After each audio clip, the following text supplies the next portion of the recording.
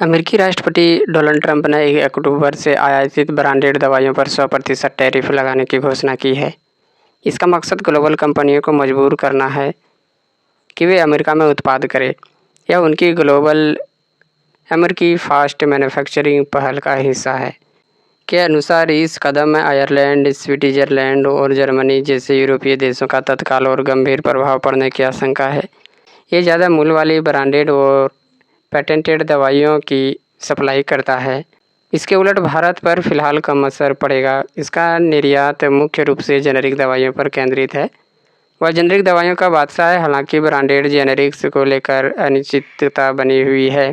White house के एक अधिकारी ने यह बात भी बोली है कि अमेरिका में दवा मैन्युफैक्चरिंग प्लांट लग रही कंपनियों और अमेरिका के साथ व्यापार समझौता वाले देश जैसे यूरोपीय संघ और जापान के इन नए ट्रैफिक से छूट मिलेगी।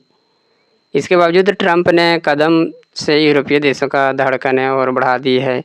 अमेरिकी राष्ट्रपति डोनाल्ड ट्रंप ने शुक्रवार को यह घोषणा की है कि 1 अक्टूबर से सभी आने वाले ब्रांडेड या तो पेटेंटेड उत्पादों पर 100% टैरिफ लगाया जाएगा। यह टैरिफ तब लागू किया जाएगा जब तक यह संबंधित निर्माता पहले से ही अमेरिका में दवा बनाने का प्लांट का निर्माण कर रहा हो। यह निर्णय प्रशासन के व्यापक अमेरिकी फास्ट मैन्युफैक्चरिंग पहल का अभिन्न हिस्सा है। इसका उद्देश्य ग्लोबल मैन्युफैक्चरिंग कंपनियों को अपने उत्पादन कार्यों के अमेरिकी धरती पर स्थानीय बनाने के लिए बढ़ावा देना है। ट्रंप ने बताया है कि अगर निर्माण शुरू हो गया है तो ऐसे मामलों में कोई टैरिफ लागू नहीं होगा। इससे उन कंपनियों को राहत मिलेगी जिन्होंने पहले ही अपनी अमेरिकी मैन्युफैक्चरिंग योजनाओं को रफ्तार दे रही है। एक व्हाइट हाउस अधिकारी ने यह संबंध में और स्पष्टीकरण दिया। उन्होंने पुष्टि की कि जिन कंपनियों ने अमेरिका में नई सुविधाओं के निर्माण में अपनी योजनाओं की घोषणा की है वे भी इन टैरिफ से छूट के लिए पात्र होंगे। यह छूट तब तक प्रभावी रहेंगे जब तक वाणिज्य विभाग उनके परियोजनाओं की समीक्षा और अनुमोदन की प्रक्रिया पूरी नहीं कर लेता है। वही थिंक टैंक GTRI के अनुसार यूरोपीय देशों के इन नए अमेरिकी टैरिफ से सबसे तत्काल और गंभीर प्रभाव का सामना करना पड़ सकता है।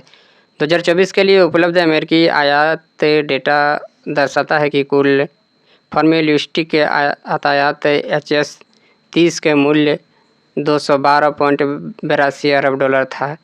इस कुल आयात में आयरलैंड का योगदान $50.35 अरब था। यह उनके कुल आयात का 23.66% बनता है। स्विट्जरलैंड ने $19.03 अरब का योगदान दिया है जो कुल आयात का 8.94% था। इसी तरह जर्मनी का योगदान $17.24 अरब था जो कुल का 8.10% था।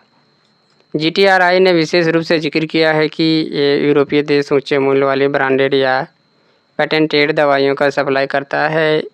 इन्हें नए टैरिफ से सबसे तत्काल और गंभीर प्रभाव का सामना करना पड़ सकता है। थिंक टैंक के विश्लेषण के अनुसार भारत पर फिलहाल इन टैरिफ का कम असर पड़ने की संभावना है। भारत ने कुल अमेरिकी आयात में $12.73 अरब का योगदान है। यह उन कुल आयात का 5.98% है। भारत का योगदान बड़े पैमाने पर जेनेरिक दवाइयों से बनता है।